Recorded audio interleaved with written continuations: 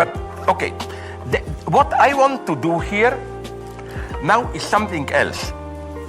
To elaborate a little more this structure of subjectivity implied here. Subjectivity as such is this self-questioning. There is no subjectivity without this self-questioning. That's why perverts, and perverts by definition don't question things, which is why every good psychoanalyst will tell you it's very difficult to cure in psychoanalysis perverts, because they have answers. They know what's good for you, even if you suffer in it, you know. Perverts are typical politically totalitarians. Like not you, but in England, I mean, Great Britain, there was this wonderful formula, which is pure perversion, by Charles I, before Orwell. No, Orwell, sorry, Cromwell did the good thing. Chop, chop his cat. Didn't he? It's quoted, I think, by Hannah Arendt. He made this wonderful statement, my God, I will set free the British people even if I have to kill them all, or whatever, you know. This idea of, I know better than you what is good for yourself. Precisely when I appear a cruel bastard to you, I'm really working for your own good. It's the position of knowledge. That's why I don't have time to go into it, but just to make you see how things are connected here. That's why, for example, I was tempted as an old Stalinist when you applauded me briefly after this worthless introduction to join the applause. Because you know why? I'm sorry if you know this old joke of mine, but this is the difference between Stalinism and fascism, similar as they may appear. A fascist master is a pure master. Hitler gives a speech, people applaud, Hitler just stands up and receives the applause. Check it out if you don't believe me in old documents from Communist Party congresses. Whenever people applaud to Stalin, he stands up and joins the applause. You know, the message is, I am one with you, I am not the master, I am a servant. I serve you, the people, we are all together servants to the historical cause, and this changes subjectively everything. Let me provide a little bit to amuse you maybe. That's why, for example, you have something in Stalinism that is unimaginable in fascism. I read this not from some crazy left-winger, from one who is very much anti-communist, and Applebaum, Gulag. Do you know that in the worst years of Gulag, 49, 50, every year on Stalin's birthday, in a Gulag camp, all inmates were brought together and they all had to sign a telegram to Stalin wishing him all the best. Can you imagine something like this? It doesn't work in Nazism. On Hitler's birthday, they collect Jews in Auschwitz. Now, you know why not? It's very interesting. Because Stalinism is, in all its horror, part of European Enlightenment. Which means that even if you are the worst scum, traitor, whatever, still you are able to participate in universal reason and see what kind of a scum you are. No, it's literally read their horrible reading. The minutes of interrogations in Stalinist horrible show trials.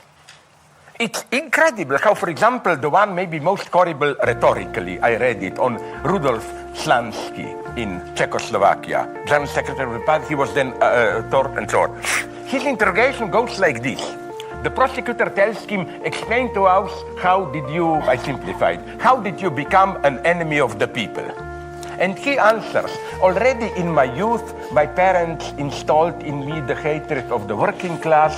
And, he gives an entire objective explanation. So it's as if you are, even if you are the worst Trotskyite traitor, you are at the same time vermin, piece of shit, Stalinists use all this, but at the same time you participate in universal reason and you can see Of course, this is all a charade. It's horrible spectacle. But the truth about yourself, in fascism, this doesn't work.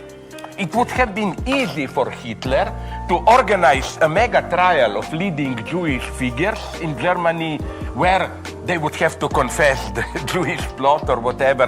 This is meaningless in the Nazi universe. Why? Maybe Nazism is here a little bit worse nonetheless, because, and that's the horror of Nazi anti-Semitism, you don't have to prove anything to a Jew. You just have to prove that he is a Jew. You are guilty, literally, fully, for existing, for what you are. But let's go on. So, perverts, no. But the truly subversive position is the hysterical one of questioning knowledge. And here, I think we can clearly see the progressive legacy of modern, even Cartesian philosophy of the notion of cogito, thinking subject, and so on and so on. Now, let's improvise this a little bit. What do I mean by this?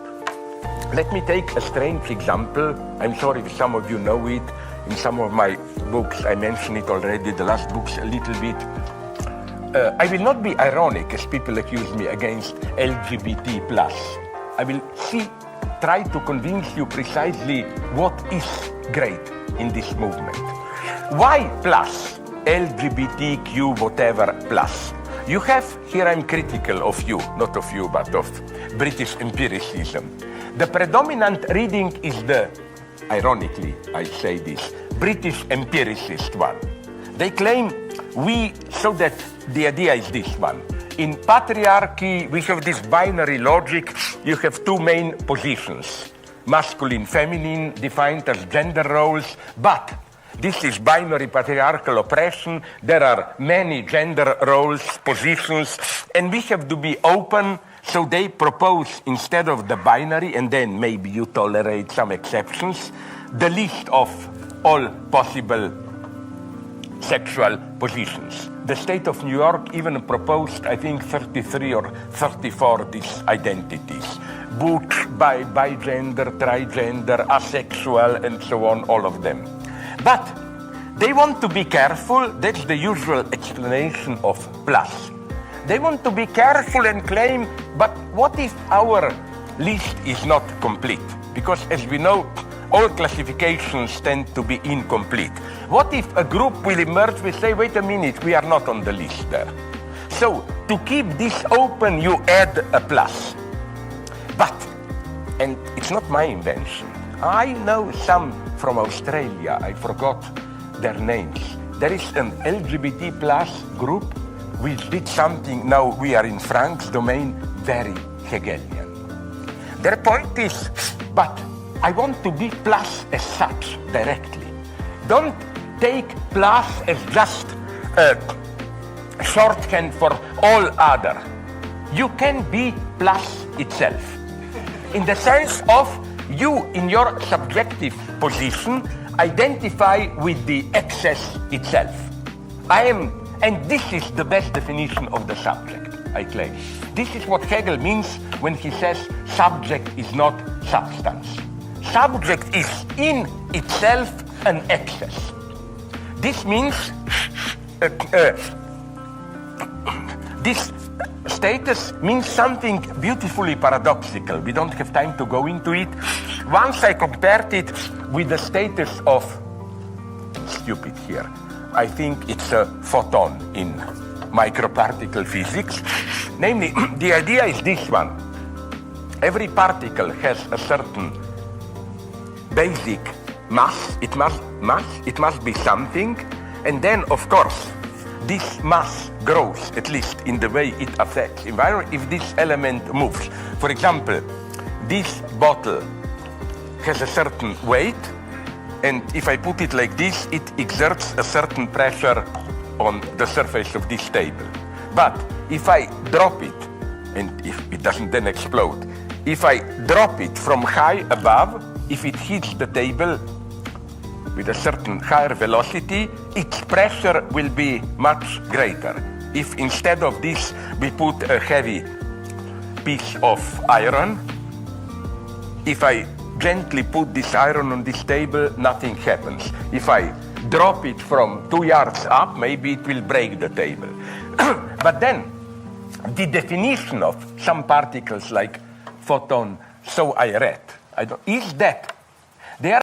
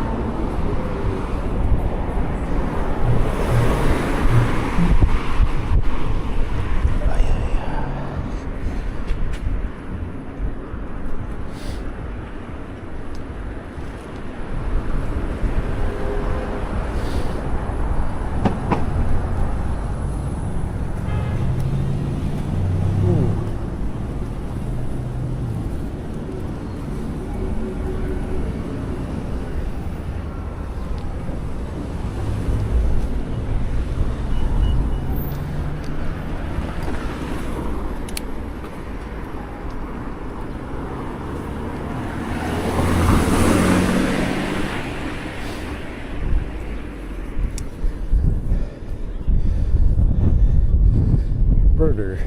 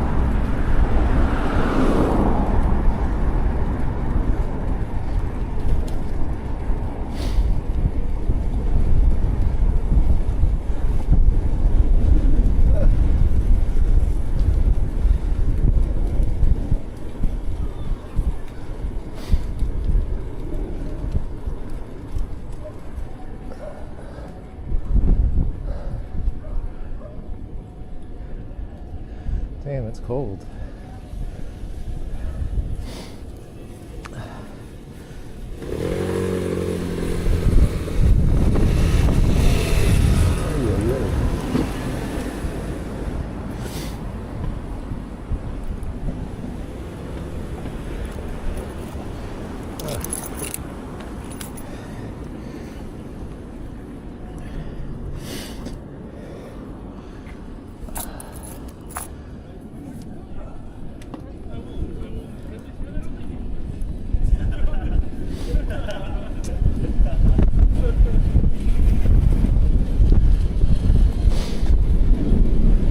Boy, it is windy.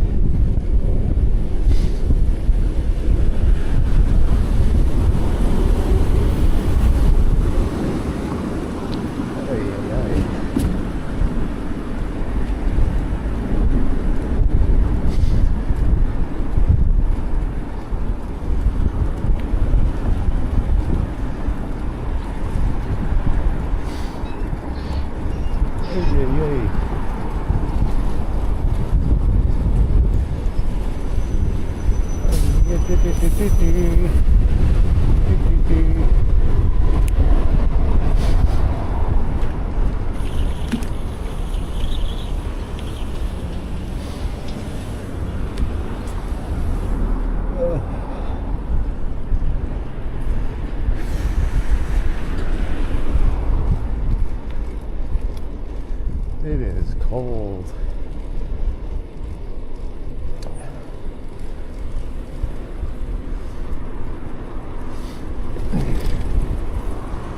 right here. Ugh. Oh man.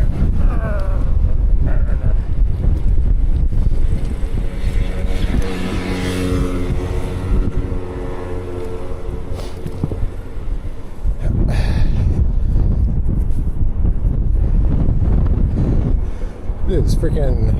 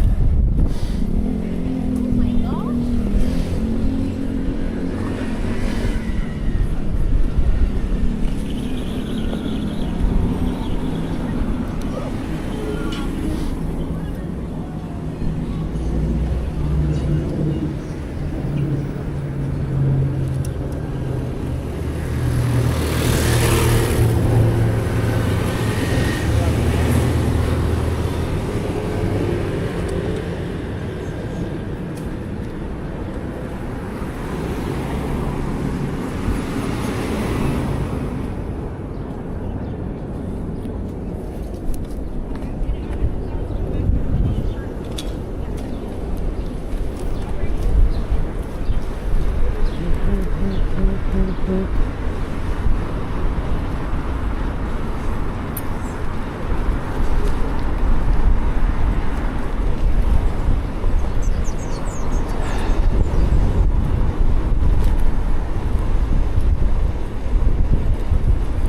Oi.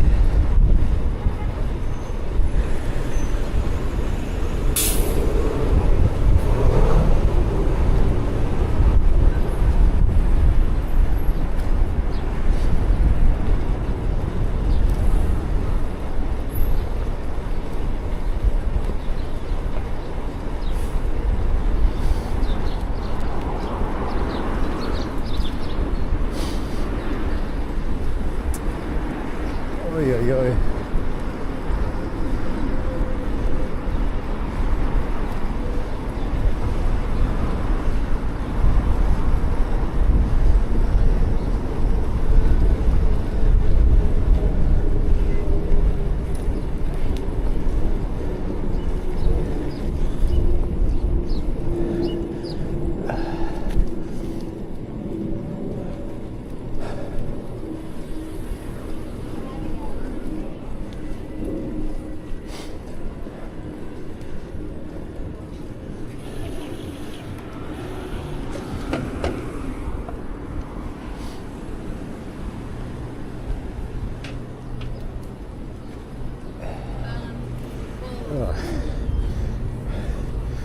What is this?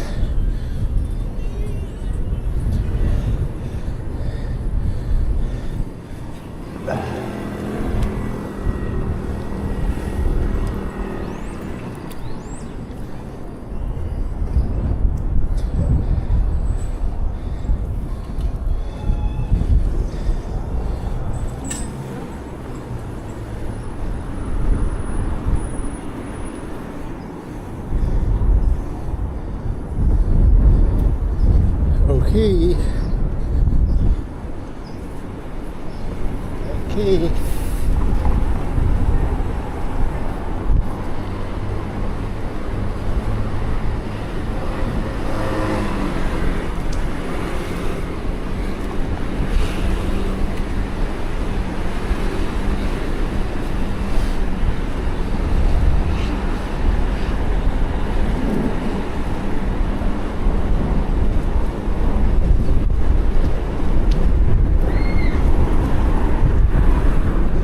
Boy, it is cold.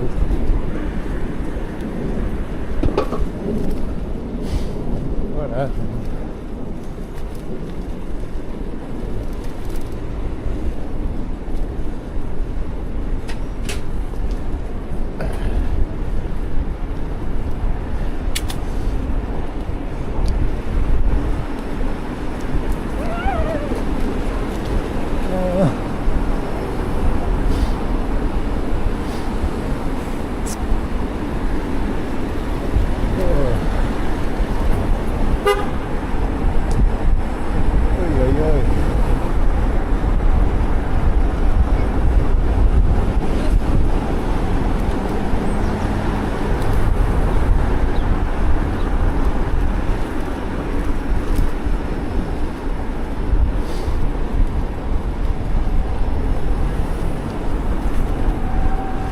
Oh man, I kind of want to go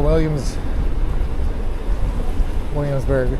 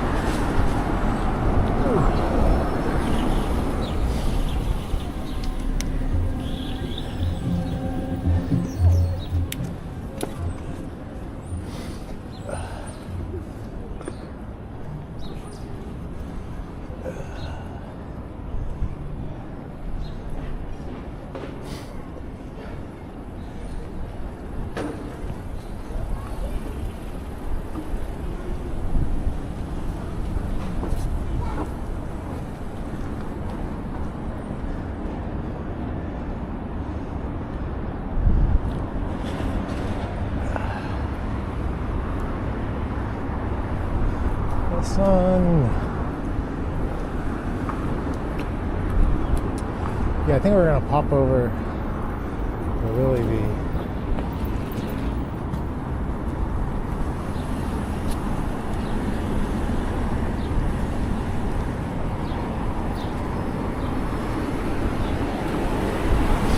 I don't think we're gonna go all the way,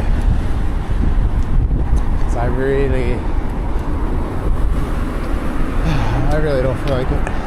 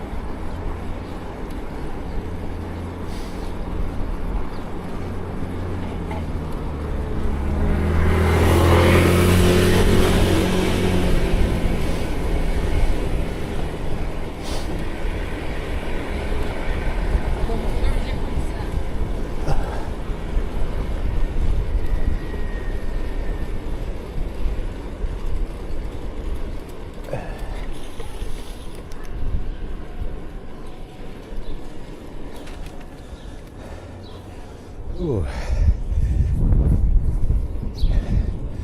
Brother. God damn.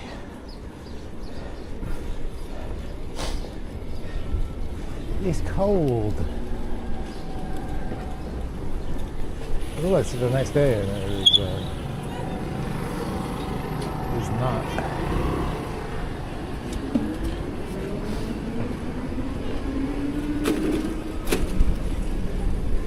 It is not.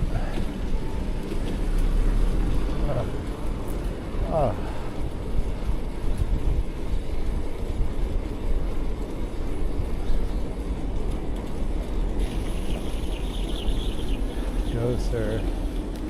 Go. Okay. Okay. How kind.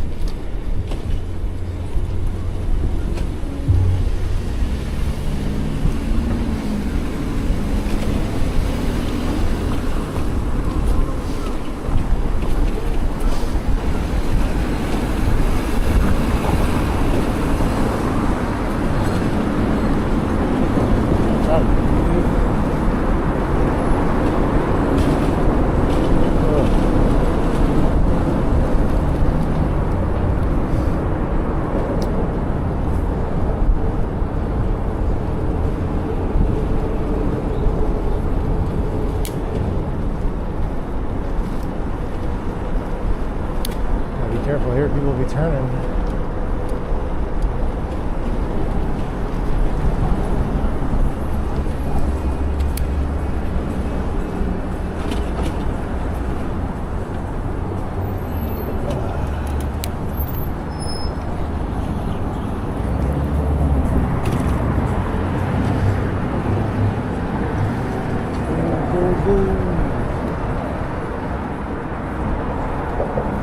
Not looking forward to the climate.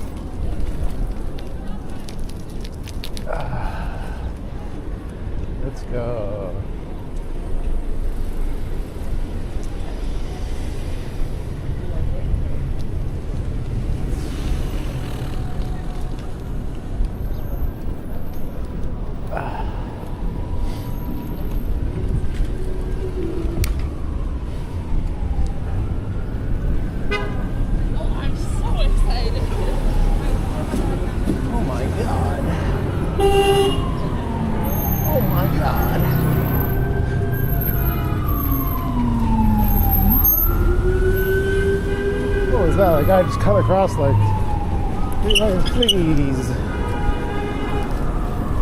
don't do that.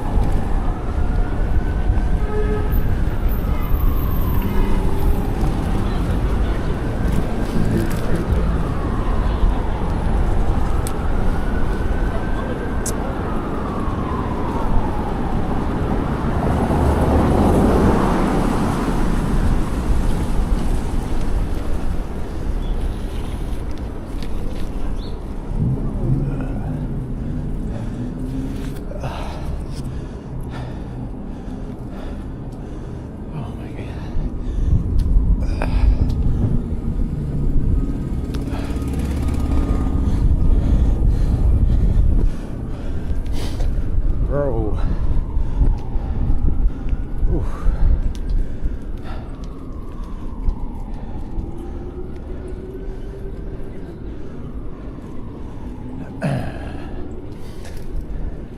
We just have to get to 31st.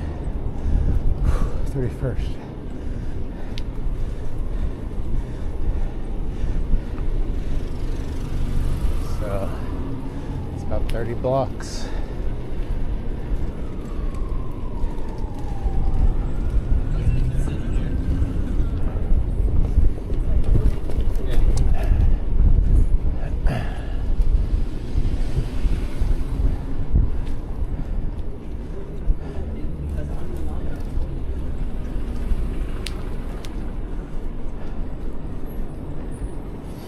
It's 30 blocks. Oh my God.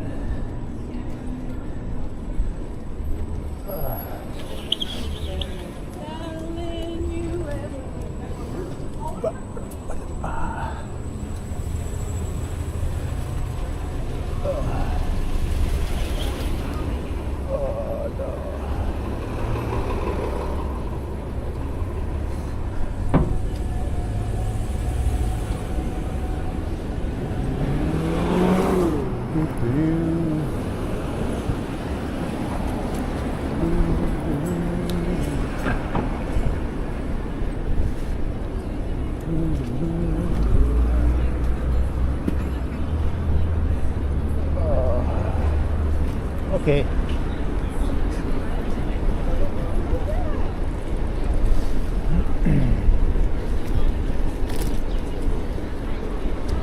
$30 blocks. 30 blocks.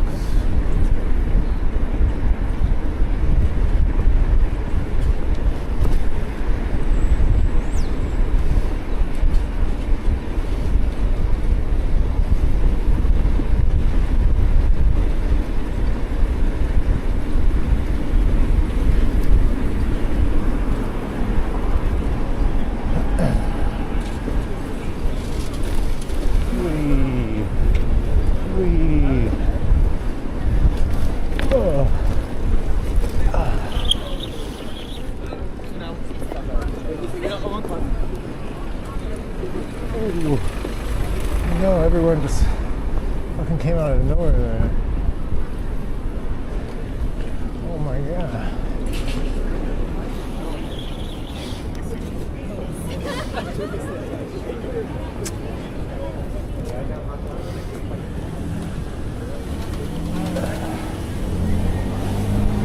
Oh my God.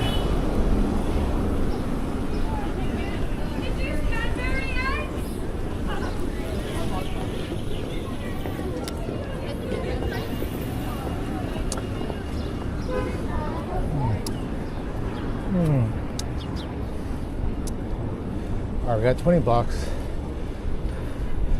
to go.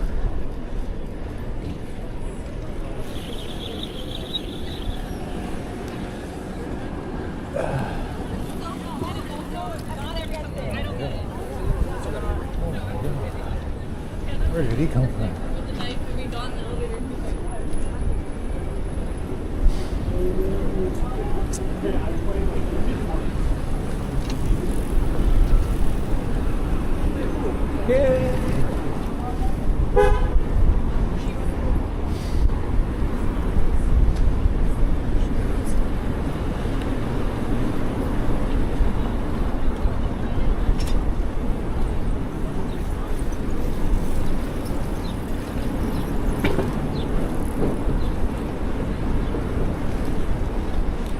14th Street. Just gotta go uphill.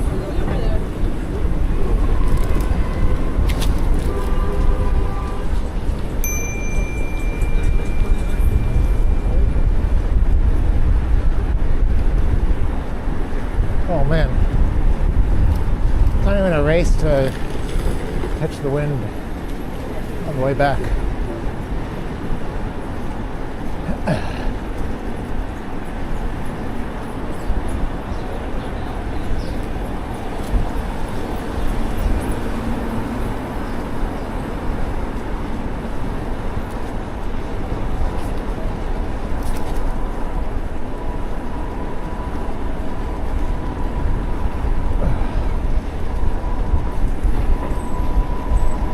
I think 31st Street will have to go uphill.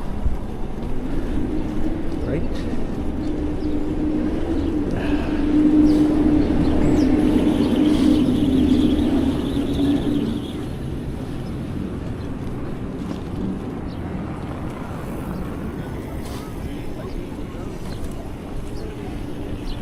You guys want to go?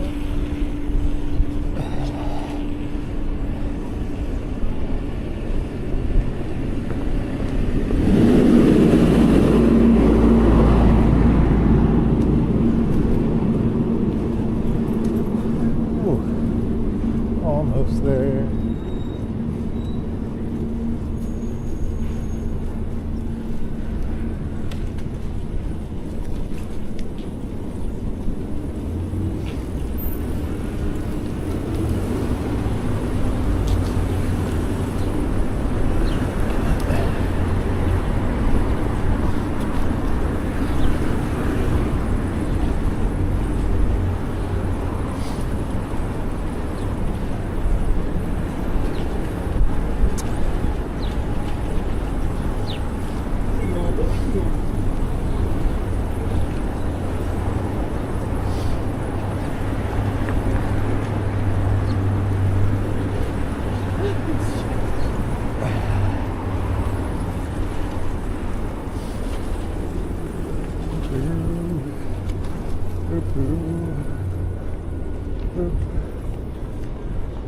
Where are we?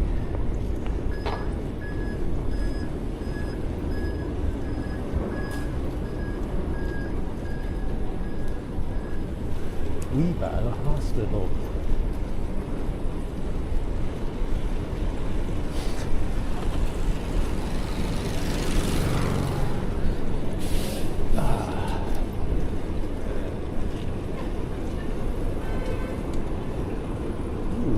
Another green bike. I love seeing a green bike.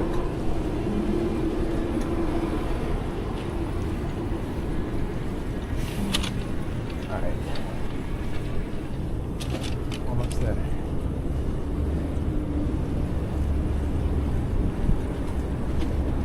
Pretty straight.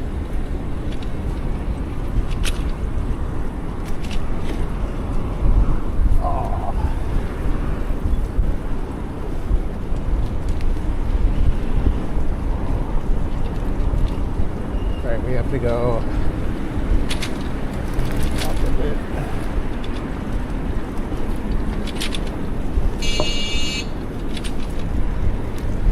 Ma'am. Excuse me, ma'am.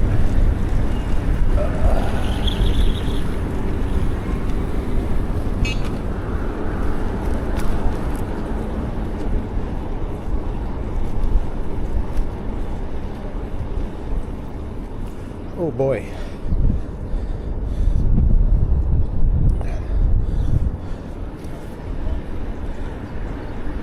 I haven't even checked the street. I haven't even done anything.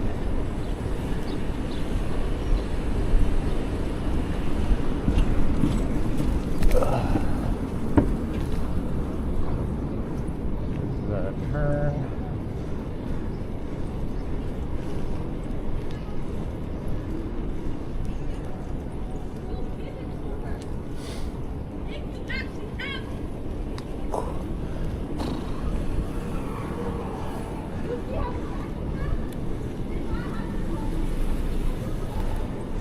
Bitches be crazy.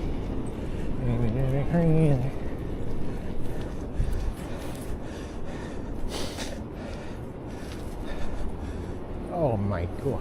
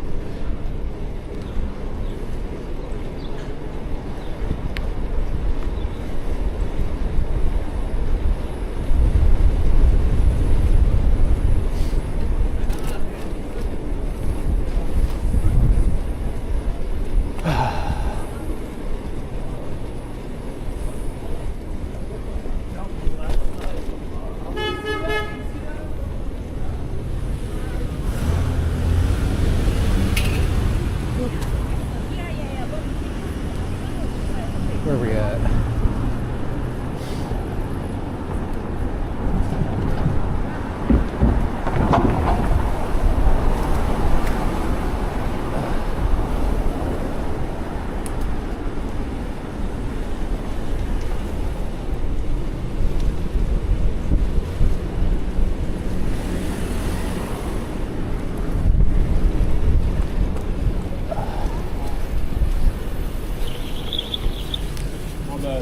Yes.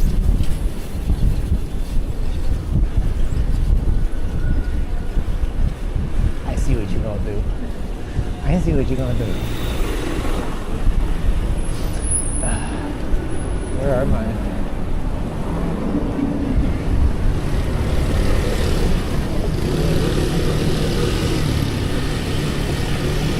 Oh.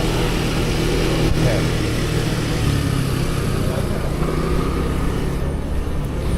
We're here. We have arrived.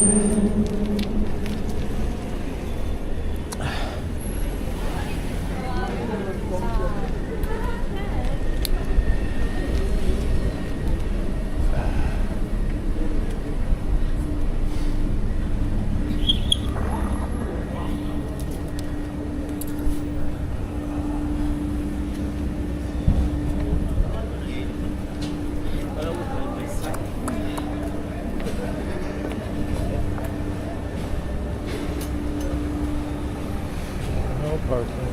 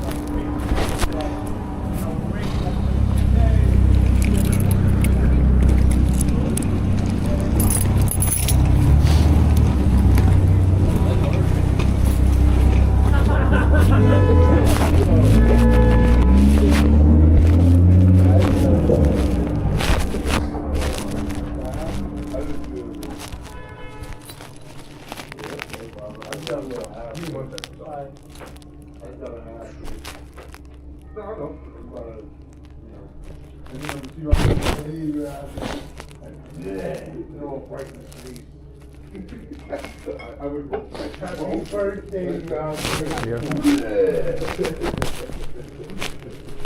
Jesus Christ. I wouldn't be surprised if Robert doesn't hit us up ever again. I got drunk. You remember what you did on my birthday? No, not me. Yeah, and you started singing birthday checks. I don't know why you started doing it. Yeah.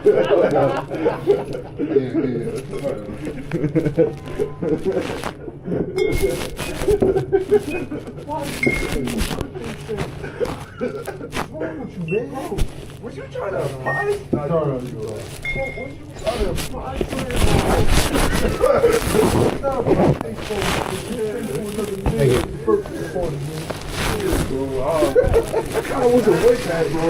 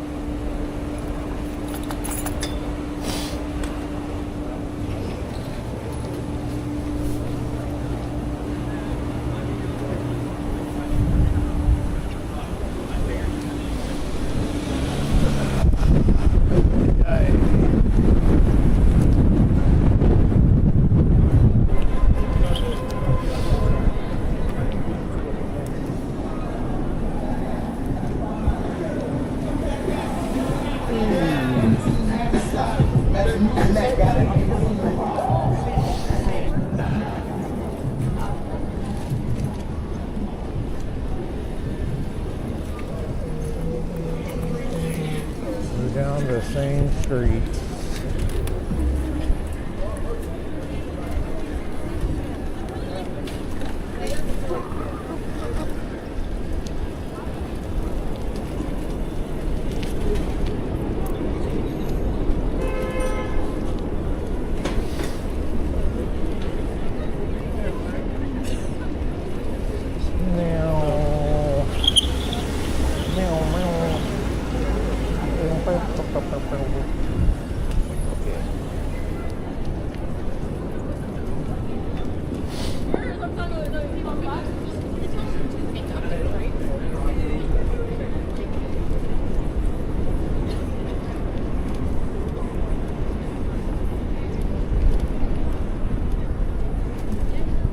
Oh, we have the wind door back and it feels so good. So good.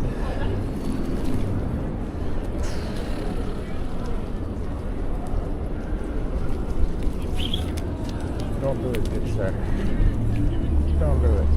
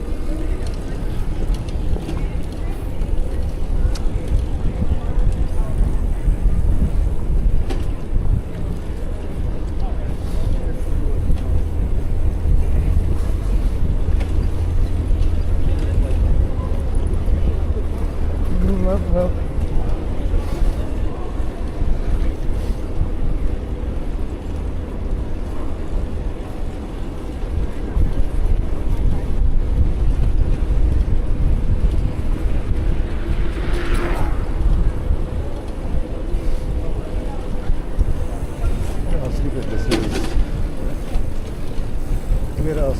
is, look how dumb this fucking that shit is. Where are people going?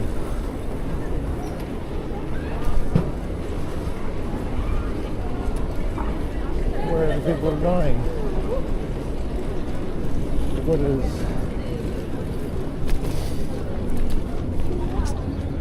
is the bike lane here?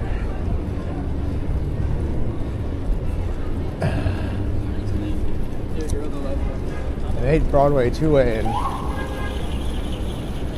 it killed some shit.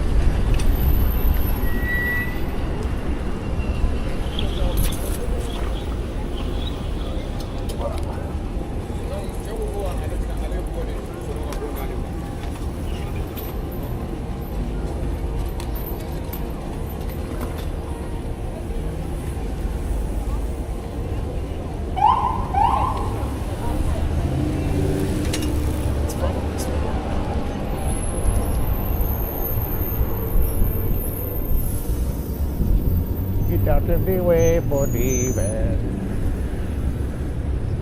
Get out of the way,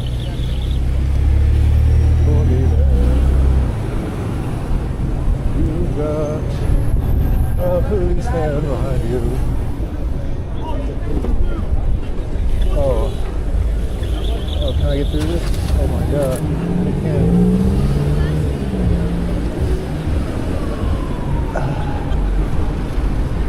This is where Broadway gets good again. This is where we get the spice bowl.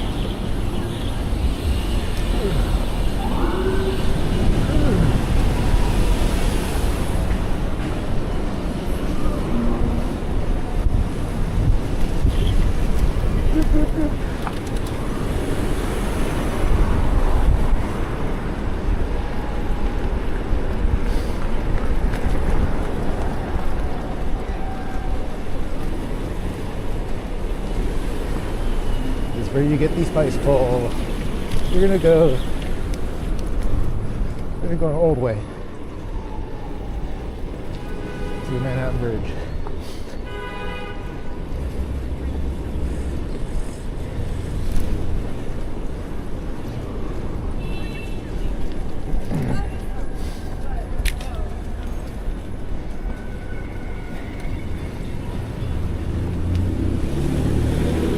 We go by the old way.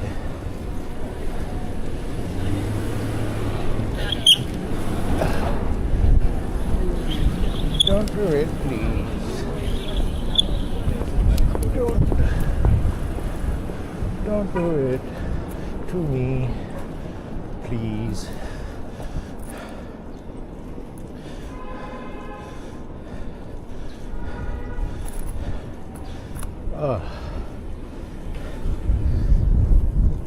Gee. Oh no.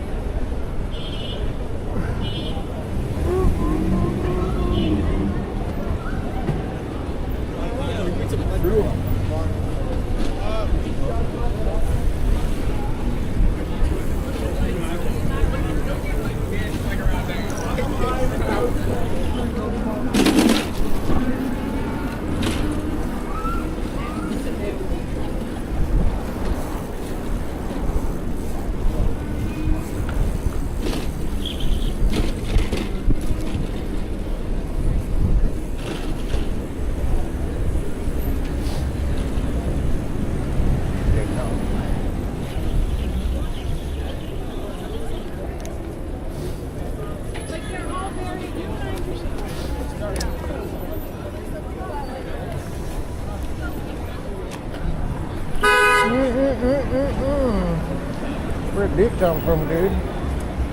Where'd you come from? I came flying.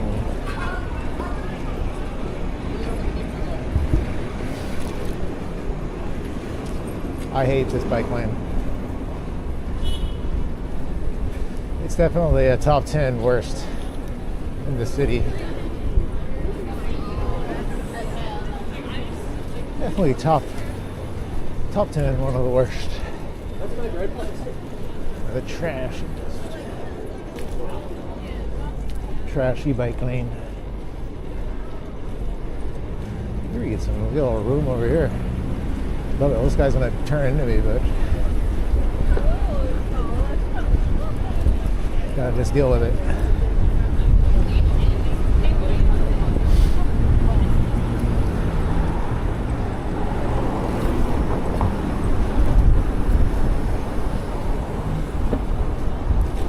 Fire department.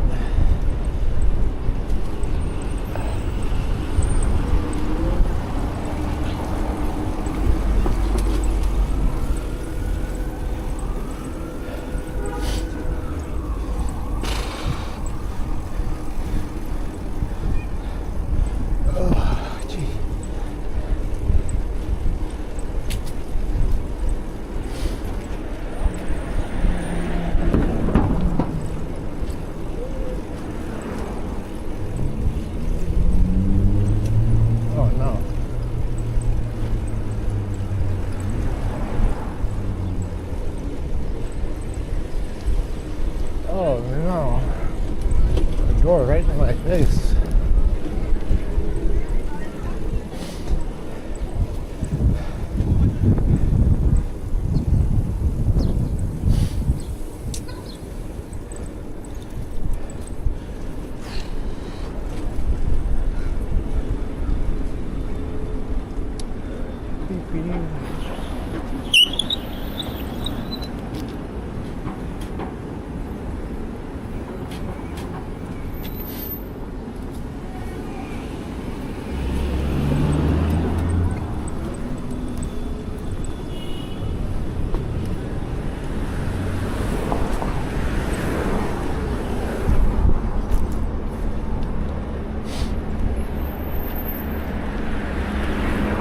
We're blitzing out of Manhattan because I want to be here. It's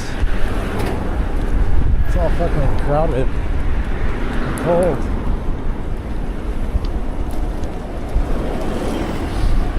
Please.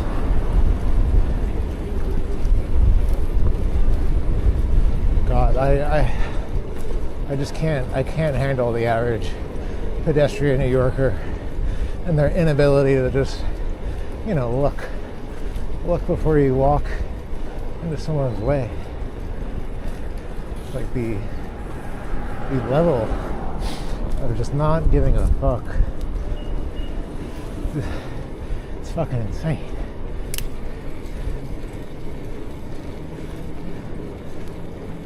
It's like people want to die. They're tired of life. They're ready to die.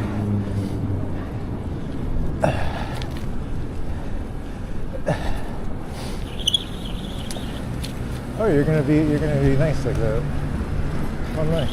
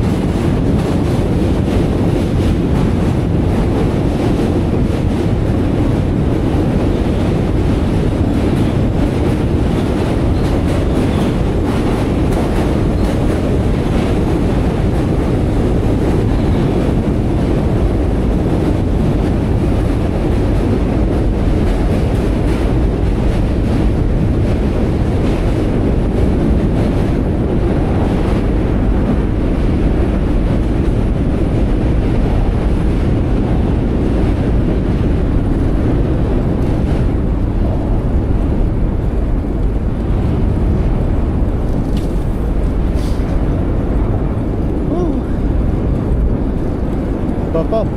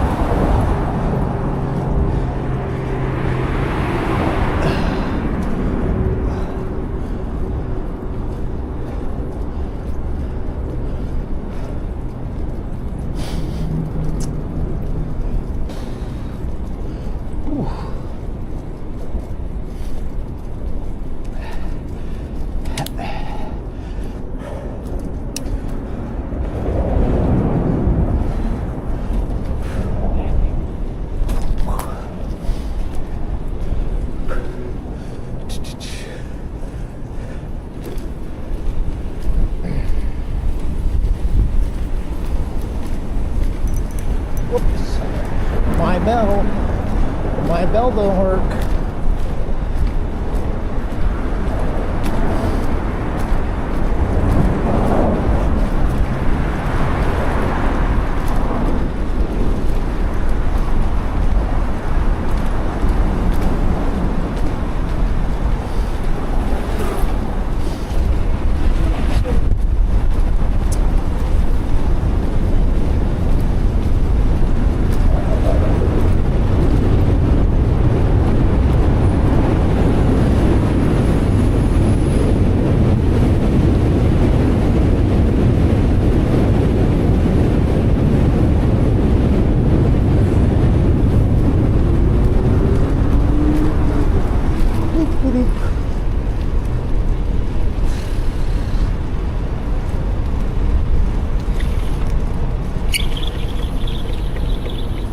Slow down. There's always gravel here.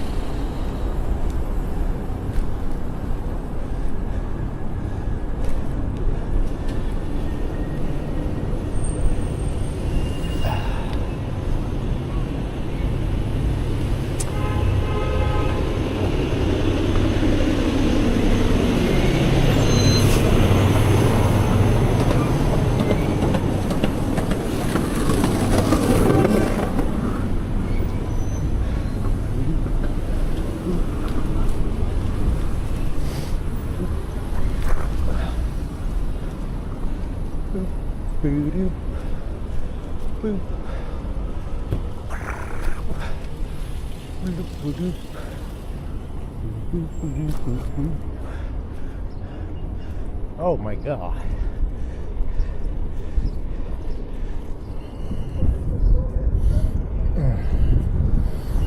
Oh no.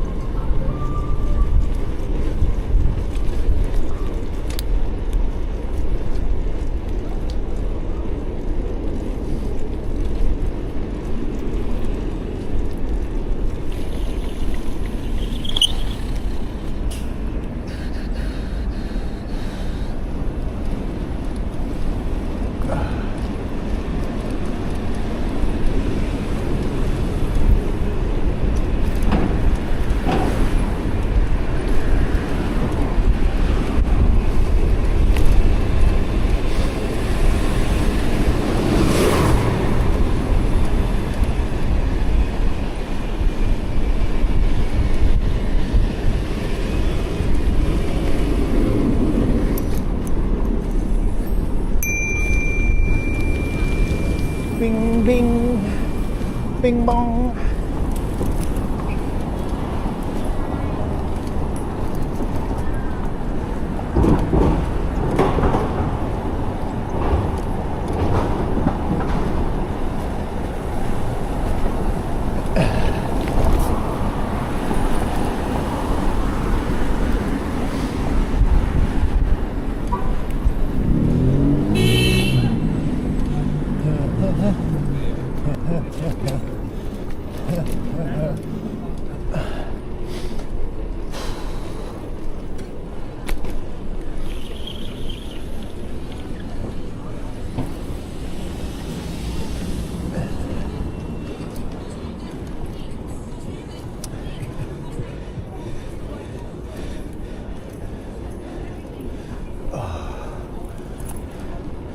I'm so excited to get home.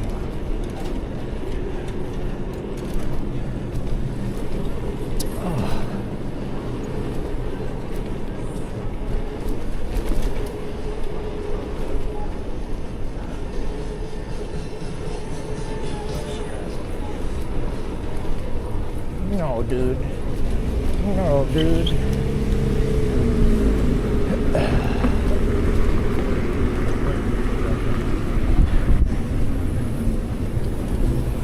This is the part of town where people just walk into you. That's what people do like all the fucking time.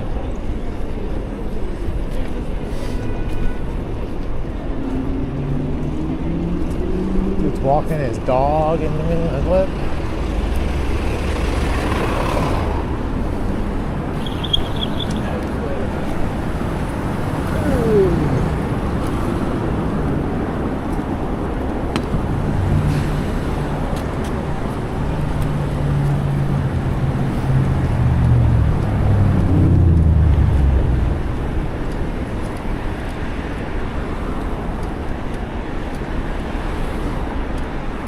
The wind in my back feels so good. I can blast it up Flatbush.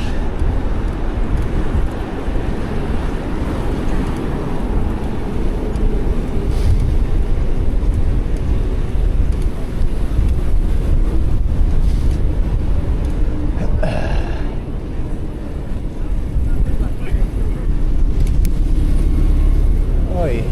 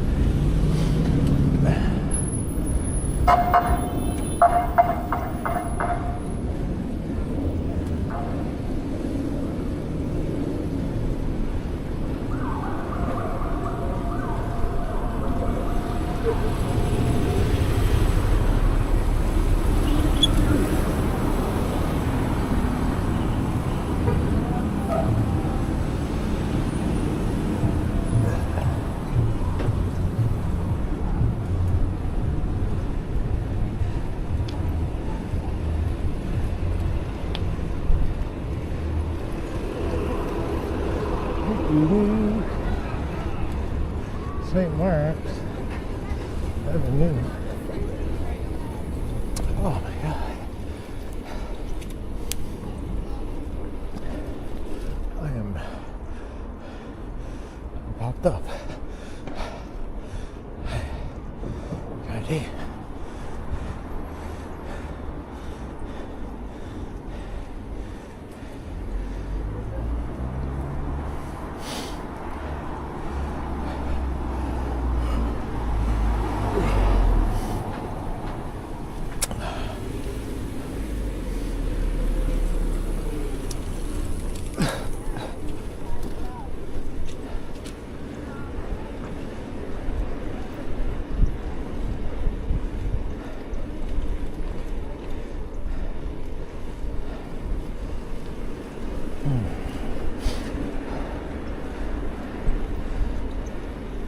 That was a tough ride. Ooh.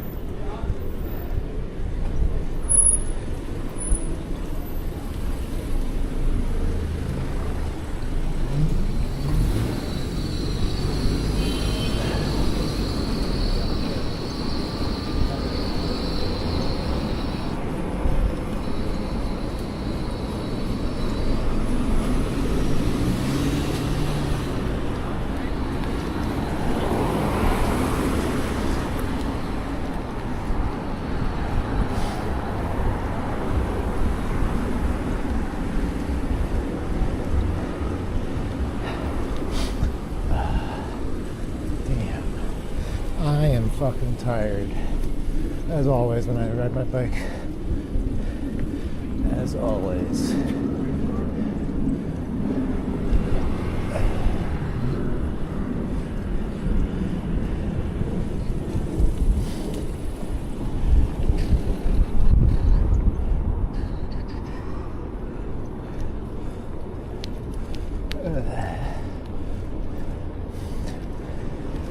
How do we get across? Oh yeah, I gotta cross here. Right. Alright.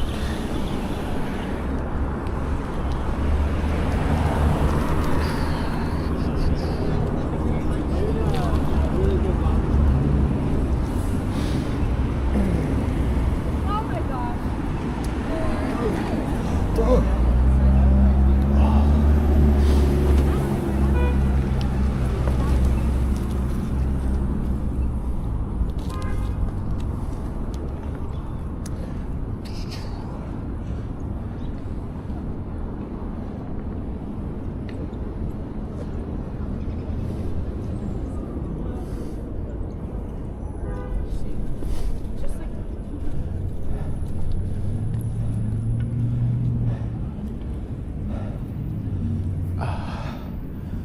We can go the dirt path.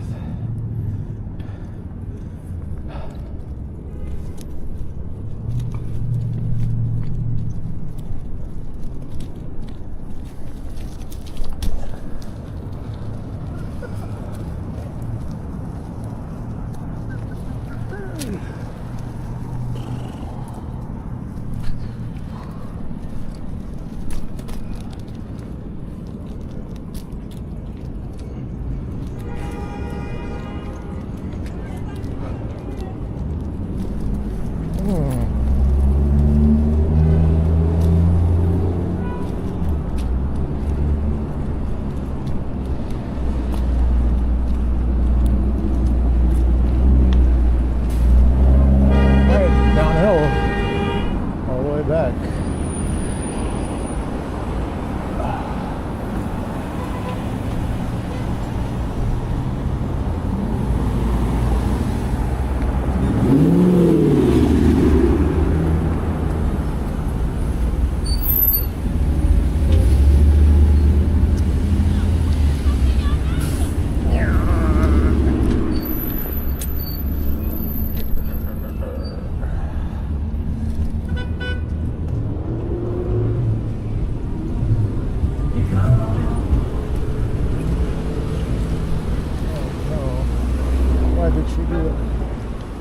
Why?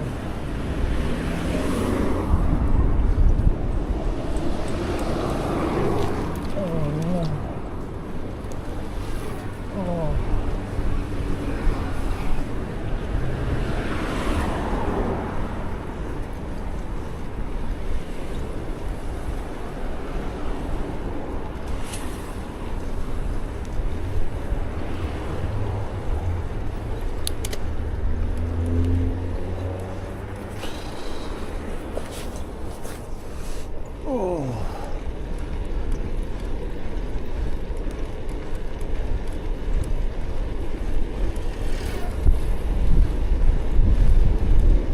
Oh boy, my leg is kind of cramping.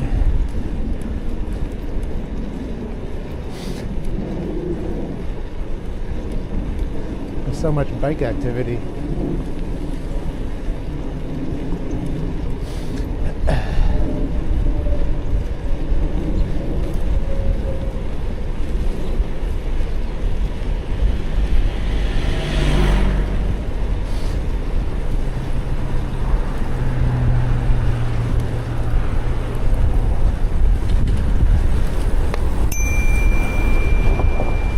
That didn't sound good.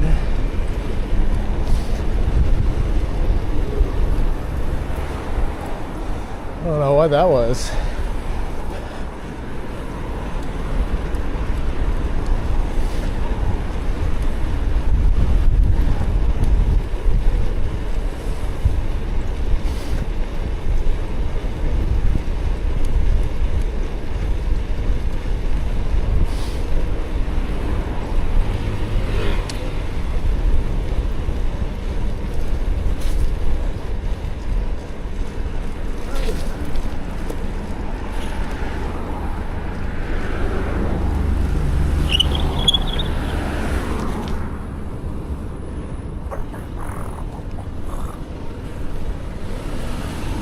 Burp, burp.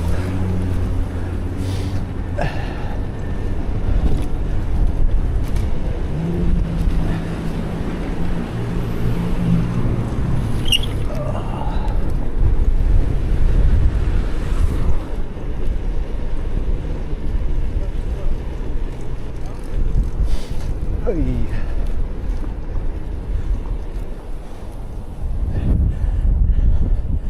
Bro, there.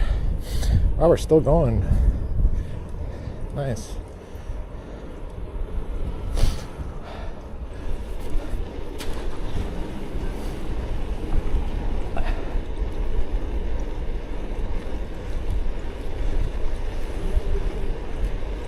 Oh, we're not going to make this light.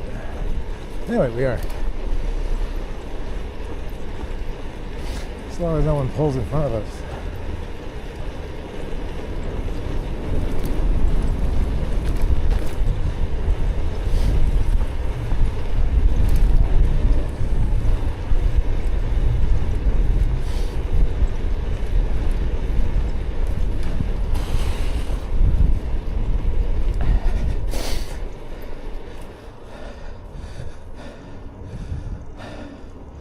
Okay. The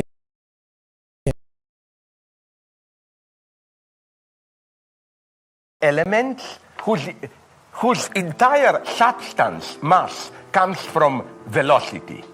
It's not mass plus what is added through movement. They are only as excess. You know what I mean? Like, if you take away this surplus wave which comes from movement, they are nothing. And I think that human desire and subjectivity, to cut a long story short, are something like this. And when Lacan talks about, Jacques Lacan talks about so-called object A, object cause of desire, it's end of surplus enjoyment, plus de jouir, it's precisely a paradoxical entity which exists only in excess. When Lacan speaks about surplus enjoyment, it's not we have a basic enjoyment and then a surplus enjoyment. Basic enjoyment is simple pleasure, it's not enjoyment for Lacan. Enjoyment is in itself an excess. And now, let's go further to amuse you a little bit. I will try to develop it now.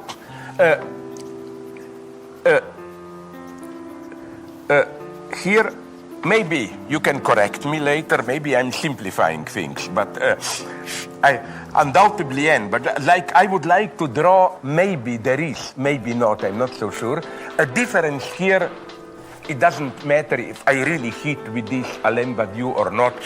The difference between Badiou and Lacan. For Badiou, subject is without an object. What makes subject is precisely it's not embedded in object and so on. For Lacan, there is no subject without an object.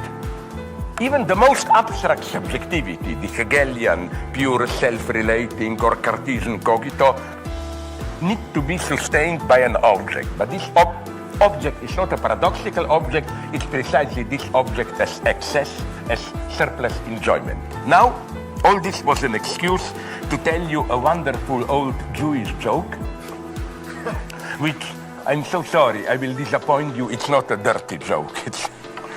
I like to do things which today in the United States require, as they say, trigger warning, now in American academia. And once I even proposed that a student should enter the room prior to my class with a great poster, trigger warning, trigger warning. So the joke is a well-known one, quoted already by Derrida, by others. I'm sure you probably know it. On Saturday in a synagogue, Jews are